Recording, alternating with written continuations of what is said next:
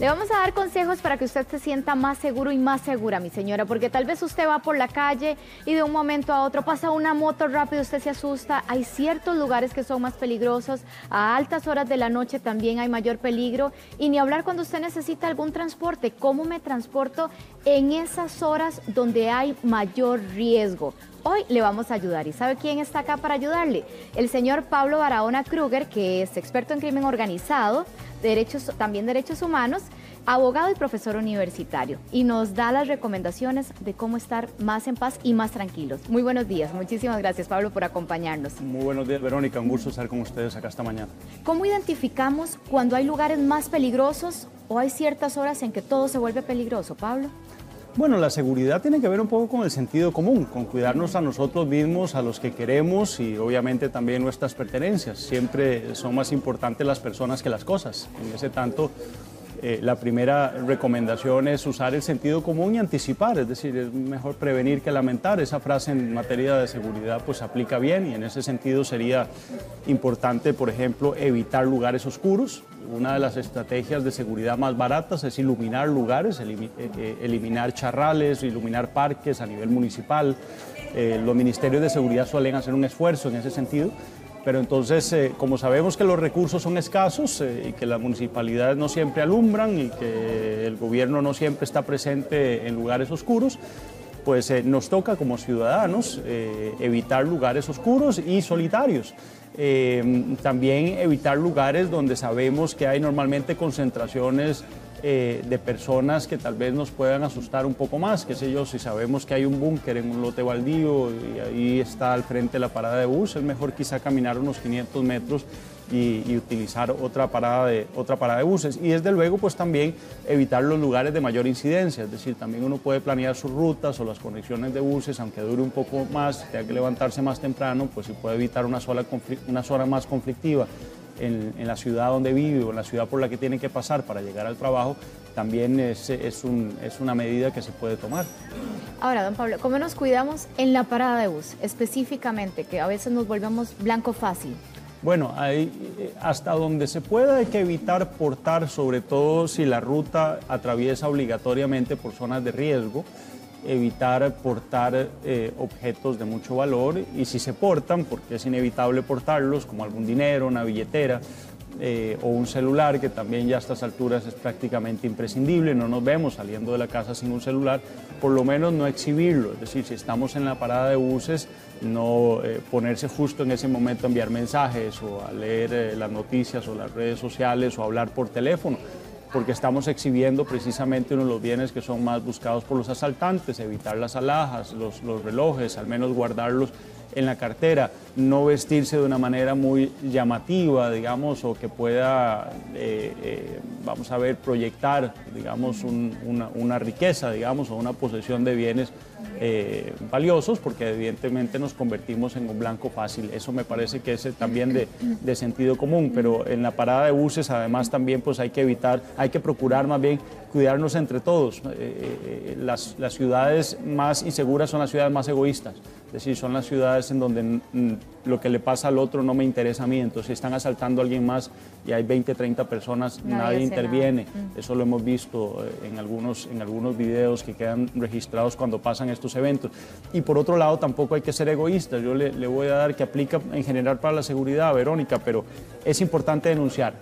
Aunque el bien o el valor que nos roben sea poco, aunque sepamos que no lo vamos a recuperar, porque pues, el OIJ no tiene la capacidad para investigar todos los hechos, y si nos robaron un anillito o un simple celular, que sé que para una persona puede representar un mes de trabajo, un mes de salario, lo cierto es que a veces esos hechos no se investigan o son imposibles de resolver, pero ciertamente si lo denunciamos, por lo menos las autoridades pueden ver dónde hay mayor incidencia. Entonces identifican que se han recibido 20 o 30 denuncias en una sola parada de buses, probablemente esa parada de buses, que es la que a mí me interesa, esté segura, porque es la que yo uso, donde me asaltaron, va a ser más vigilada en adelante por las autoridades policiales. Entonces me parece que es importante también denunciar y no dejarlo en lo que se llama la cifra negra, que es todo aquello que los ciudadanos no denuncian. Entonces las autoridades no pueden por estadística tomar medidas en esos lugares, digamos, rojos o complicados.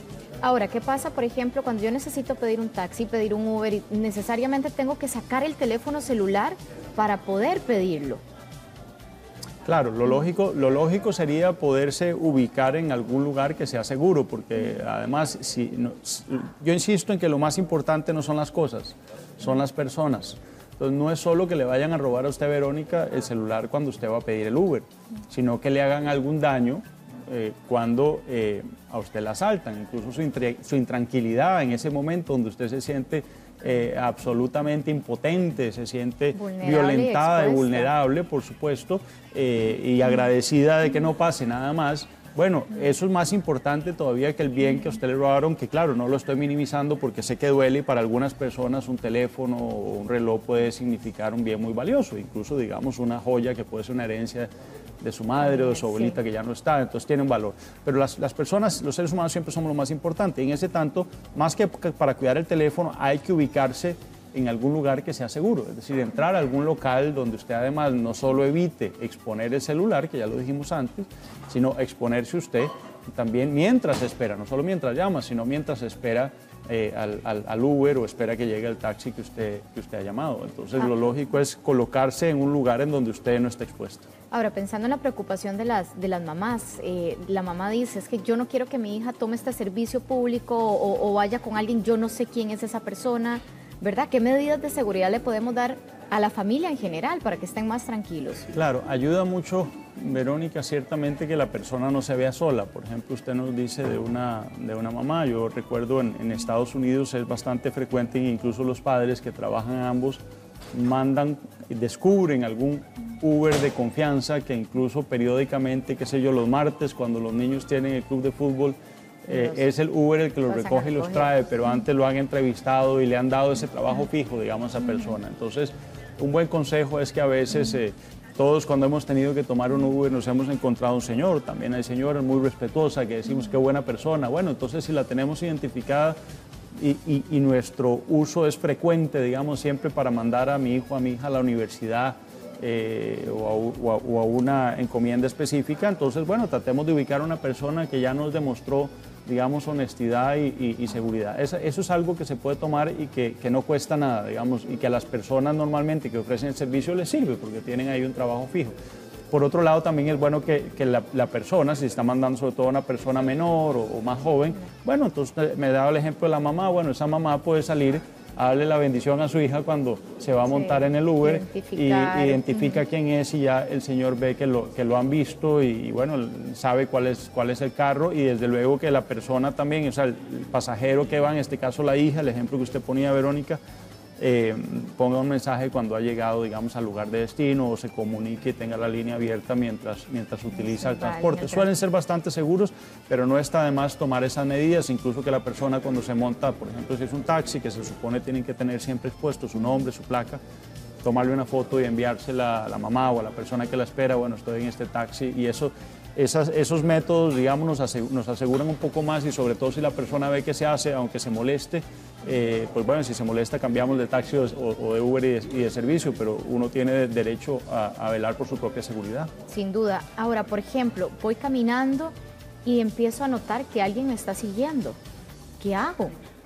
Bueno, esa es una muy buena pregunta. Eso es cuando ya la tenemos encima, cuando no hemos procurado evitar, digamos, ese momento. Bueno, yo diría, y esto es algo complejo decirlo porque no debería ser así, pero bueno, ellos suelen escoger bien a sus víctimas. Normalmente son mujeres solas o personas muy jóvenes. Y en ese sentido creo que hay que evitar, digamos, llegar a ese momento en donde ya estamos expuestos y en donde evidentemente es poco lo que podemos hacer. Ahora, si bien es cierto, lo sentimos como amenaza, lo primero es pasarnos de acera, entrar en el primer local comercial que se pueda ubicar y evidentemente, si es el caso, pues pedir auxilio con una voz alta.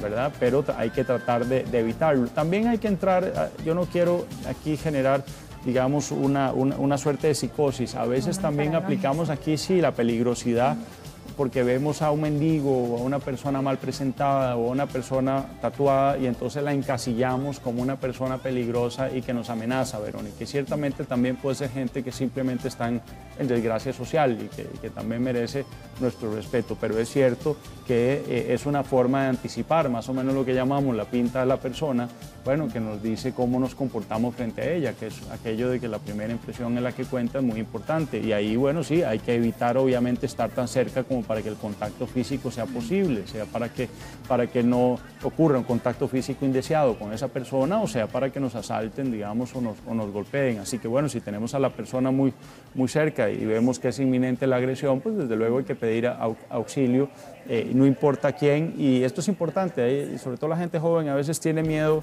a generar un ridículo, ¿verdad? O hacer una escena. Eso hay que perder el miedo. Nuestra sociedad está, digamos, muy volcada sobre la idea de que hacer un ruido o hacer una crítica o una discusión es malo. No necesariamente, mucho menos cuando se trata de protegernos a nosotros o a nuestros bienes. Ahora, en el escenario de que mi hija no llega o la persona que iba para su trabajo no ha llegado todavía y empieza esa incertidumbre y no tengo cómo contactarla, ¿cómo prevenir esas angustias? ¿Qué mecanismos aplico para poder evitar este tipo de situaciones en la casa? Bueno, el verbo que usted usa está muy bien puesto porque hay que prevenirlo, porque ya cuando estamos en esa circunstancia cabe esperar, porque incluso si entramos en desesperación cuando llamemos a las autoridades nos van a decir, bueno, pero ha pasado media hora atrás, o una hora atrás, o seguro se fue con una amiga o con un amigo. No nos van a dar mucha atención, salvo que tengamos un indicio específico, que es un mensaje de texto donde la persona nos diga que está en peligro o algo así. Pero hay que prevenirlo, por supuesto. Normalmente es bueno que los hijos, las hijas avisen cuando van a salir del lugar, ya voy para allá, y entonces más o menos el tiempo estimado de llegada nos permite calcular si es normal o no ese retraso. Que los hijos o las parejas, en fin, se acostumbren a avisarlo no por un dato de control, sino por un dato de seguridad. Y en ese sentido la otra persona no solo pueda esperarlos, sino que también pueda auxiliarlos en el camino en caso de que algo haya pasado. Es importante también prevenir, bueno, tener las baterías cargadas. A veces cuando el teléfono se nos descarga es cuando más lo necesitamos, nos quedamos en el camino o nos pasó algo. Entonces, pero es importante estimar los tiempos de desplazamiento y que las personas que nos esperan al otro lado pues lo sepan, incluso para aquellos que viven solos, porque también puede haber madres en su casa que nos escuchan que dicen, bueno, pero es que mi hija alquila un departamento en San José y yo soy de Pérez Celedón. Y yo no la espero en la casa, porque evidentemente vivimos en lugares distintos. Bueno, pero eso no quiere decir que no pueda haber una comunicación franca, bueno, voy saliendo de la universidad y cuando ya llegue a la casa todos tranquilos. Eso es valioso. Y bueno, por supuesto, si sucede, hay un atraso que es desmedido y no hay noticias de la persona, hay que comunicarlo inmediatamente a las autoridades, comunicarse con los amigos, las personas en la universidad o en el trabajo, que fueron los últimos que pudieron estar con esa persona que queremos y estamos esperando. Ahora, por ejemplo, una situación como el bus, ¿dónde nos sentamos incluso cuando hay muchos espacios vacíos en el bus? Bueno, eso es importante. Normalmente los lugares más seguros son los más cercanos al chofer, porque los concesionarios tienen la obligación de brindarles seguridad a sus pasajeros y desde luego el delegado del concesionario siempre es el chofer, es decir, la autoridad en un bus es el chofer, ¿verdad? Es el que nos dice hágase para atrás o muévase, ¿verdad?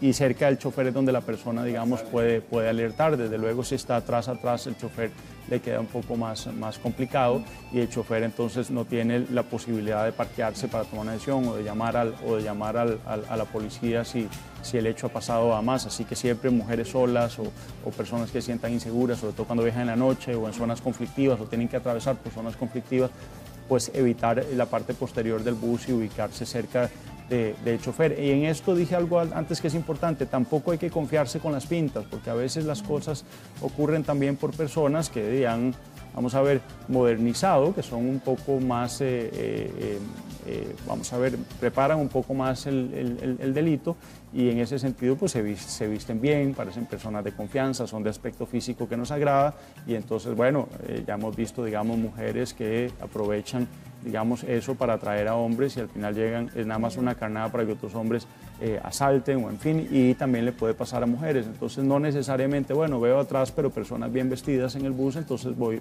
para atrás. Siempre evitémoslo y andar un poco sin caer en la paranoia con el sospechómetro encendido para poder anticipar los escenarios que nos pueden poner en riesgo y siempre por delante que la persona es más importante que las cosas. Perfecto, don Pablo. Un paso adelante. Muchísimas gracias por sus valiosas recomendaciones. Un gusto siempre. Muy bien. Ítalo.